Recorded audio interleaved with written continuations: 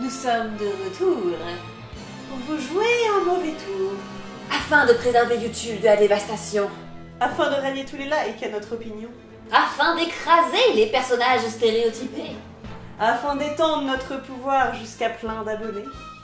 Alice, Nat, la Team Canap plus rapide que la lumière. Rendez-vous tous où ce sera la guerre. Allez, miaule. Fais miaou. Miaou.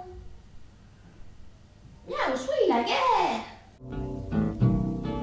I don't want to set the world on fire.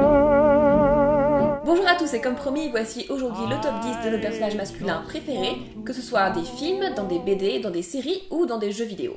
Encore une fois, c'est un prétexte pour parler de persos qu'on aime bien. Ils pourraient être classés autrement, et il y en a plein d'autres qui méritent d'être dans ce top. Aussi, cette fois, on a essayé d'éviter de revenir sur des œuvres ou des persos dont on vous a déjà beaucoup parlé sur la chaîne. D'où l'absence dans ce top, à notre grand regret, de Troy de Community, de Erwin de l'Attaque des Titans, ou de Dorian de Dragon Age. Erwin. On le mettra dans un top une prochaine fois, t'en fais pas. Numéro 10, Daryl Dixon, The Walking Dead. Daryl, c'est un personnage souvent vénéré par les fans de la série parce qu'il est très badass. Mais c'est pas ce qui m'intéresse chez lui. Il est dans ce top pour ses origines et son évolution. C'est un redneck sans éducation adepte du survivalisme, ayant probablement grandi à la dure, dans le trou du cul du monde, avec un père alcoolique et un frère délinquant. Ainsi beaucoup plus adapté au monde des zombies qu'au monde civilisé, Daryl est indispensable à la survie du groupe, ce qui le rend acceptable, même s'il est évident qu'il a un passé discutable. C'est l'incarnation même des changements de valeurs, et plus particulièrement de valeurs morales, qui s'opèrent dans un monde de zombies. La preuve, Rick, le shérif tenant de la loi, a une confiance absolue en lui. Paradoxe, bonjour. Mais en retour, le groupe est autant indispensable à la survie de Daryl, parce que Daryl, c'est un chien perdu sans collier, fragile émotionnellement et influençable. Quand il se retrouve seul, il se laisse embarquer par des types louches. Son seul repère dans la vie, c'était son frère, qui en avait fait un type agressif et asocial. Et Daryl continue fidèlement de l'aimer jusqu'au bout, même si c'est un connard. Ensuite, son nouveau repère devient Rick, qui en fait quelqu'un de responsable. Et puis il y a Beth, qui l'encourage à s'adoucir, et tous ses amours, platoniques et atypiques, passant de la femme mûre à l'adolescente sans distinction. Je sais pas trop où il va sentimentalement, mais moi je parie qu'en saison 6, il nous révèle qu'il est en fait gay. Ça suffit avec ton obsession des personnages gays. Numéro 9. Eikichi Onizuka, GTO. Onizuka veut devenir prof pour pécho des ados, ce qui déjà vous pose assez bien le personnage et sa motivation. Rapidement cependant, Onizuka délaisse ce côté subversif. Il prend son rôle d'éducateur au sérieux, et si les mineurs c'est sympa, il préfère finalement les aider plutôt que les séduire. Ça rend peut-être le personnage plus conventionnel, mais pas moins bon pour autant. En fait, Onizuka est fait de pas mal de contradictions. C'est l'obsédé toujours puceau, le dragueur qui ne s'intéresse finalement vraiment qu'à une seule femme, l'abruti génial, la gentille brute, le voyou enseignant, le bad boy à la morale classique, il faut être responsable, à l'écoute, fidèle, juste. Et en fait, d'un abruti et d'un ignorant, il a plein d'idées géniales pour aider ses élèves. Comme la torture psychologique. Ce qui est important aussi dans le personnage d'Onizuka, c'est la façon dont les autres le perçoivent. Pour le lecteur, il ne resterait sans doute qu'un abruti un peu dégueu si les filles ne trouvaient pas ça hilarant de le surprendre alors qu'il se masturbe sur le parking du lycée, si la secrétaire générale ne croyait pas en lui, s'il n'était pas haï par les autres hommes adultes de la série qui sont, eux, de réels pervers. Et surtout, c'est sa relation à sa classe et la façon dont il les aide, la façon dont lui-même apprend d'eux, la façon dont tous en viennent à se respecter et se défendre mutuellement qui est importante. Je connais quelques personnes qui ont eu envie de devenir prof à cause de lui. Parce que défendre l'éducation, la responsabilité, l'entraide, c'est bien. Le faire à coup de prise de catch, c'est mieux. Numéro 8, Tyrion Lannister, Game of Thrones. Si on nous demande qui mérite le plus le trône de fer et qui serait le meilleur roi, on répond sans hésiter Tyrion. Tyrion est un bon stratège, et il s'y entend en économie, ce qui peut servir accessoirement à un roi. Il est moralement bien au-dessus de la plupart des autres personnages, sans être pour autant naïf. Au contraire, il est rompu au jeu des nobles, et comprend aussi bien la haute société que le bas peuple. Ses quelques vices le rendent plutôt sympathique, et surtout, il frappe Joffrey. Ouh, yes! Le problème de Tyrion, évidemment, c'est d'être nain, et les habitants de Westeros n'accepteront jamais d'être les sujets d'un nain. En fait, il faudrait Daenerys pour le charisme et Tyrion pour la compétence.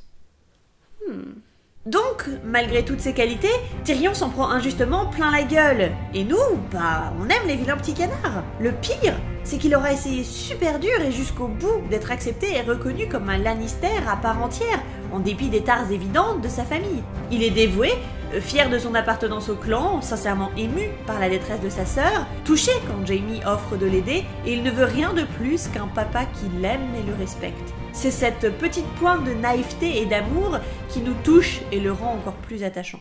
Mais voilà, on n'est pas chez les bisounours, et donc Tyrion n'échappe pas à sa condition injuste, même quand il croit avoir trouvé le grand amour. Numéro 7. Carl Fredricksen, Là-haut. Ah, Là-haut. Vous vous souvenez de ce film? On est tous allés le voir en se disant « C'est un Pixar, ça va être drôle, sympa, léger. » Et ça l'est. Une fois passé le premier quart d'heure qui condense la vie de son personnage principal, Carl, et vous brise le cœur à plusieurs reprises. Mais grâce à cette intro inattendue et super efficace, vous êtes de suite attaché au personnage. Vous savez d'où il vient, vous l'avez vu rêver et souffrir. Et il fallait bien ça, parce que ce n'est pas évident de parler de vieillesse, de mort et de deuil, ni d'avoir un vieil homme comme personnage principal dans un dessin animé pour enfants. D'autant plus que Russell n'apparaît qu'assez tard dans le film et qu'on se concentre jamais trop sur lui. Ton père t'a abandonné, mais on s'en branle, Russell. On veut voir Carl et des chiens qui parlent. Celui qui compte, c'est bien Carl, qu'on découvre au terme de sa vie comme si le film commençait par sa fin. Sauf que non, parce que évidemment, Carl passe de vieil homme ronchon ayant fait une croix sur sa vie à papy rebelle et aventurier et papy gâteau. Ce que le film dit avant tout, c'est que la vie et l'aventure sont toujours possibles. Contre mauvaise fortune, on fait bon cœur. Face à une terrible nouvelle, on fait front et on peut rebondir. Confronté à un décès, on se rend compte qu'on continue malgré tout de vivre. La fin d'un film et d'une histoire n'est que le début d'une suite, et tous ces thèmes pas évidents, on peut en parler dans un film dit pour enfants, grâce à la justesse du personnage de Carl et de sa relation avec Ellie et Russell. Je pense qu'on a tous un Carl dans notre vie, ou qu'on est soi-même le Carl de quelqu'un d'autre, et je pense que c'est pour ça que le film touche toutes les générations. Numéro 6, Spider Jérusalem, Transmétropolitane. Spider Jérusalem, c'est un journaliste qui évolue dans la ville. Une jungle urbaine où se côtoie le meilleur, comme le pire, de ce à quoi on peut s'attendre pour notre avenir. Et, à l'image du bordel barré, grotesque et violent qu'est ce futur, Spider est un gros alcoolique misanthrope qui écrit des articles haineux et vomit des torrents d'injures au visage de tous. Ma préférée: tu mérites d'être écorché, d'être traîné dans la rue par des malades mentaux armés de planches cloutées et de servir de chiottes à des babouins en chaleur. Il est l'autorité, n'hésite pas à menacer, frapper et manipuler pour parvenir à ses fins et prend toutes sortes de drogues pour se booster quand il travaille. Il se jette à corps perdu dans ses sujets pour en rapporter des articles intenses à la première personne qui décrivent en toute subjectivité et de manière parfois discutable ses expériences et ses réflexions. Le personnage est inspiré de Hunter S. Thompson, celui qui a popularisé dans les années 60-70 le journalisme gonzo. Comme quoi gonzo, ça a plusieurs applications finalement. Le journalisme gonzo se démarque des exigences d'éthique, d'impartialité et de recul qui vont a priori avec la profession. Pour se situer un peu, revoyez Las Vegas Parano. Spider Jérusalem, c'est ça. Un camé colérique et violent, rarement dans la légalité, incontrôlable et pourri par une haine profonde, qui serait un simple salaud s'il n'était pas animé par une quête de justice, de vérité et une volonté de protéger les innocents. C'est toute sa contradiction. Il s'acharne à convaincre ses lecteurs de la vérité, mais il est également dégoûté quand il connaît le succès et que ses lecteurs, qu'il juge complaisants et passifs, l'écoutent et le suivent aveuglément. Spider, s'il n'en a pas la forme, c'est en fait la figure du journaliste héros qui cherche à renverser les puissants et à questionner notre rapport aux médias par la force du verbe. Et de son agitateur d'intestin réglé sur Prolapsus. Numéro 5. Gaston Lagaffe. Gaston Lagaffe. Et pourquoi pas? J'adore Gaston. Il me fait rire depuis toute petite et il m'est extrêmement sympathique. De 67 à 79, Gaston a été aux antipodes des autres personnages masculins de bande dessinée, les aventuriers tels Spirou, Fantasio et Tintin, ou les musclés comme Astérix et les héros de comics. Il a été créé pour n'avoir aucune qualité particulière, il n'est ni costaud, ni malin, ni beau. Son seul talent, c'est pour faire des gaffes légendaires et des inventions tellement débiles, farfelues et compliquées qu'elles en deviennent géniales. Face aux stressés et travailleurs Prunel et Fantasio, c'est un ignorant bienheureux. Il est moyen, il est insignifiant, et c'est précisément ça qui le distingue des autres, et c'est pour ça qu'on l'aime. J'aime aussi beaucoup la façon dont il est né. Au départ, il squattait juste les pages du journal de Spirou sans explication. Puis on a appris qu'il était là pour passer un entretien au poste de héros, mais il ne sait plus avec qui ni pourquoi précisément. Alors il se retrouve là, et personne ne sait quoi faire de lui, alors il reste. Il s'occupe de quelques menues tâches, il essaye de trier le courrier, il rêvasse, il flemmarde, il mange, il plaisante, il tombe amoureux, il nourrit ses animaux de compagnie. Gaston n'est pas un héros ni un anti-héros, c'est un héros sans emploi. Je ne sais pas dans quelle mesure il est censé représenter la génération de mai 68, mais j'ai l'impression qu'aujourd'hui, on peut autant se retrouver dans ce gentil paumé inoffensif et sans emploi. Numéro 4, le Bojack, Borderlands.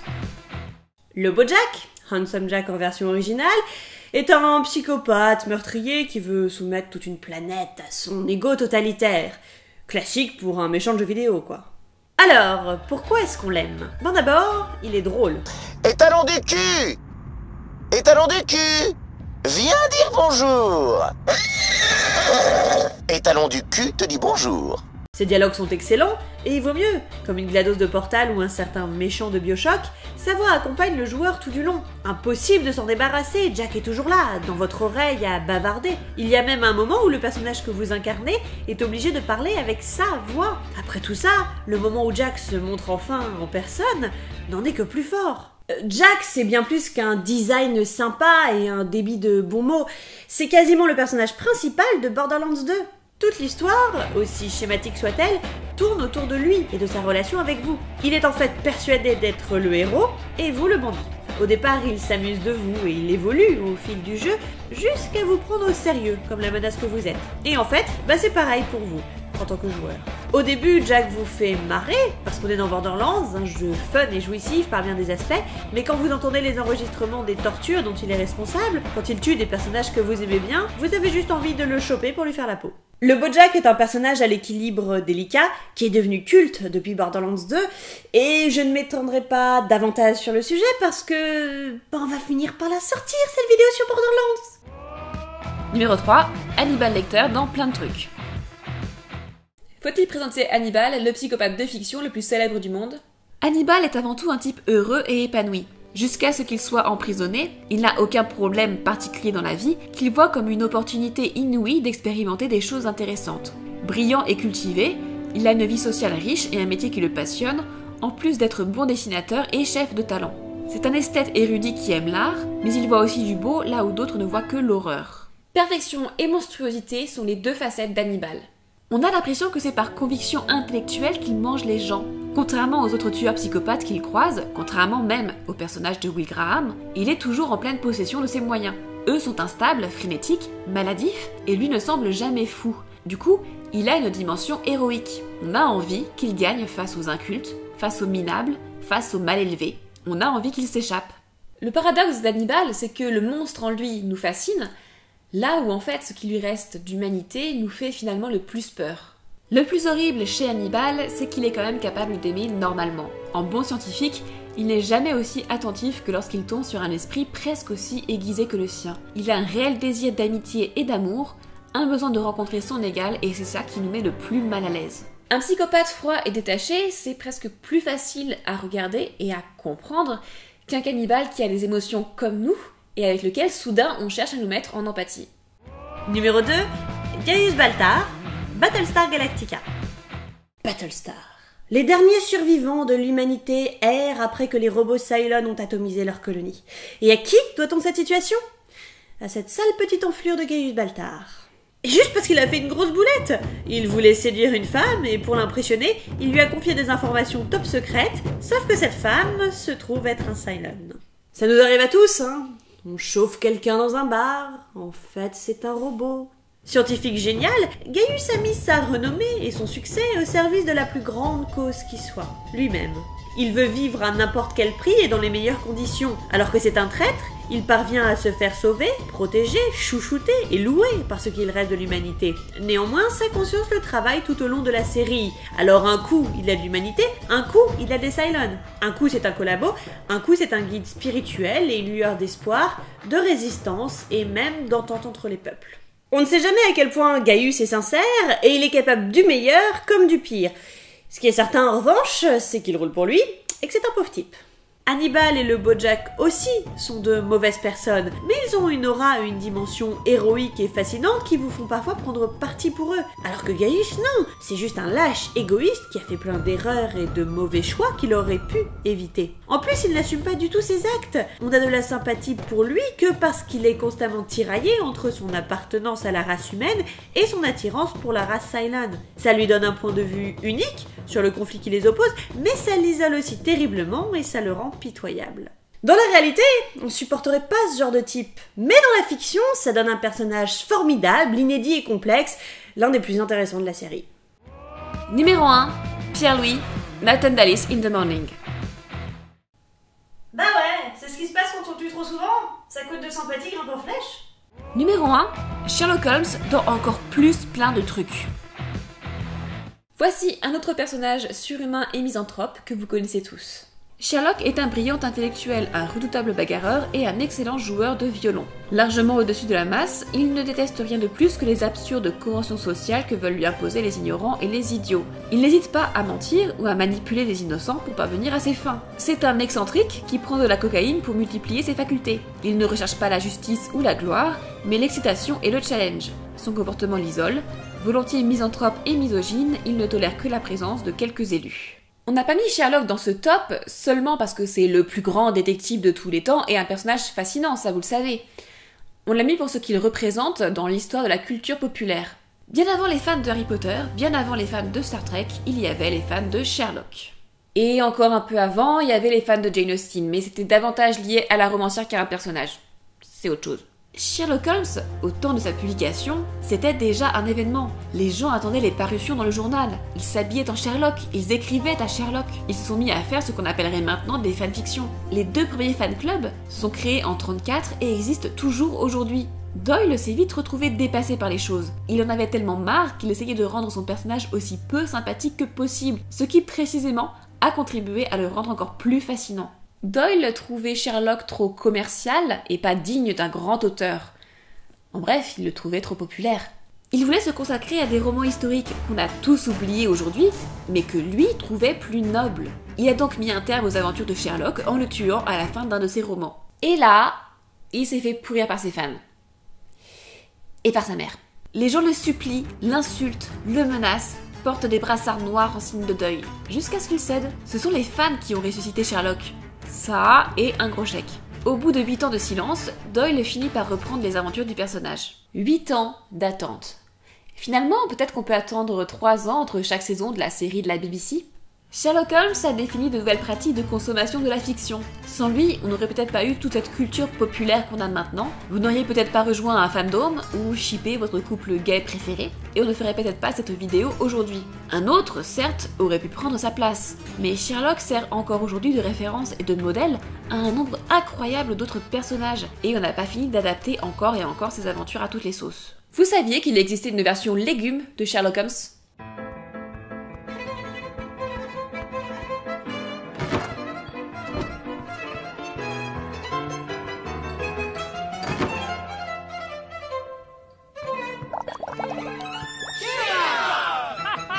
Ce top est maintenant terminé, et on aimerait dire 2 mots à son sujet. Il a été très compliqué. À l'origine, on voulait vraiment ne faire qu'un top sur les personnages féminins pour la journée de la femme, et on a fait cet équivalent sur les personnages masculins pour faire plaisir. Mais on a galéré. Peut-être que les personnages masculins, c'est moins évident pour nous qui sommes des femmes. Peut-être que ça nous intéresse moins, ou qu'on les comprend moins.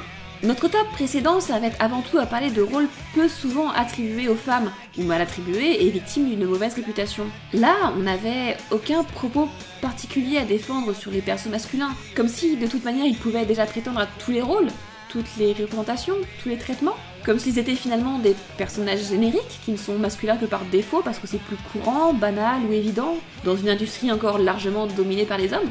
On s'est retrouvé à citer beaucoup de personnages très consensuels comme Tyrion, Hannibal ou Sherlock. On avait à peine fini d'écrire cette vidéo que WatchMojo sortait déjà plusieurs tops pour les mettre en avant. Et puis naturellement, on s'est mis à citer plein de séries, comme si ça nous touchait plus, alors qu'on a eu énormément de mal à trouver au moins un personnage masculin de jeux vidéo qui nous intéresse.